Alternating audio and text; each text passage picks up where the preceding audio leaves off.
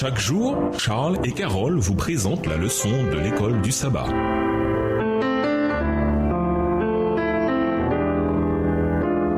Bienvenue à votre émission Dieu nous parle. Notion de vendredi. Pour aller plus loin, réfléchissez aux paroles étonnantes de Paul dans Hébreux 7, verset 25, quand il dit, en parlant de Jésus qui est notre grand prêtre, qu'il peut sauver entièrement ceux qui s'approchent de Dieu par lui. Version Darby. Sauver entièrement. Le terme grec traduit par entièrement signifie complet, total, plein. C'est Jésus qui nous sauve. Notre part consiste à nous abandonner à lui, en nous réclamant de sa victoire pour nous. C'est en lui qu'il faut mettre notre confiance, pas en nous-mêmes. Nous pouvons résumer la force de l'expression craindre Dieu dans l'Apocalypse comme étant l'appel final de Dieu à l'humanité afin que les gens le choisissent comme leur Dieu glorieux et majestueux, qui sera victorieux sur les forces du mal qui s'opposent à lui et à son plan pour l'espèce humaine. Apocalypse 14, des versets 9 à 11. Cette crainte ne se manifeste pas, du moins pas pour le moment. Apocalypse 6, les versets 14 à 17, par la terreur et le tremblement, mais par une soumission joyeuse et aimante à la loi de Dieu et par son adoration exclusive. Aucune autre puissance ne doit être considérée comme étant digne d'une telle dévotion et d'une telle loyauté. En fait, il n'y a pas d'autre option, car ce qui se présente à l'horizon du conflit cosmique comme des possibilités ne sont que des actions des puissances démoniaques destinées à l'extinction. Apocalypse 16, les versets 13 à 14, Apocalypse 17, le verset 14, Apocalypse 20, les versets 11 à 15.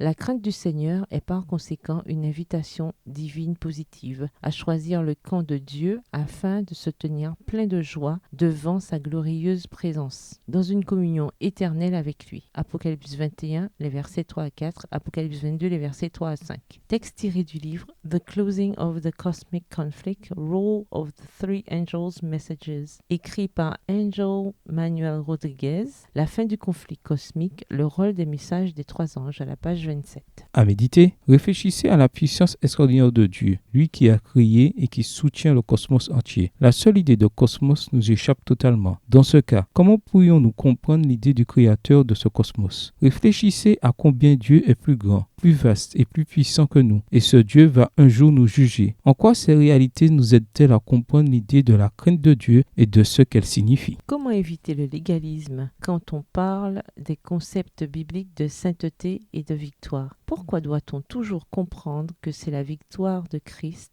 à la croix et elle seule qui demeure le fondement de notre espérance du salut, quelles que soient nos victoires ou même nos échecs ici-bas? Malgré toutes les promesses de victoire sur le péché que nous avons, pourquoi sommes-nous souvent en échec? Pourquoi ne parvenons-nous pas à vivre à la hauteur des standards de justice que Jésus lui-même nous a montrés alors qu'il a promis qu'ils peuvent être à nous aussi? Quelle erreur commettons-nous en ne laissant pas Dieu faire en nous cette œuvre qu'il a promis de faire? Au revoir. Et à demain si Dieu veut.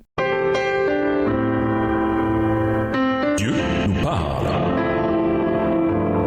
Chaque jour, Charles et Carole vous présentent la leçon de l'école du sabbat.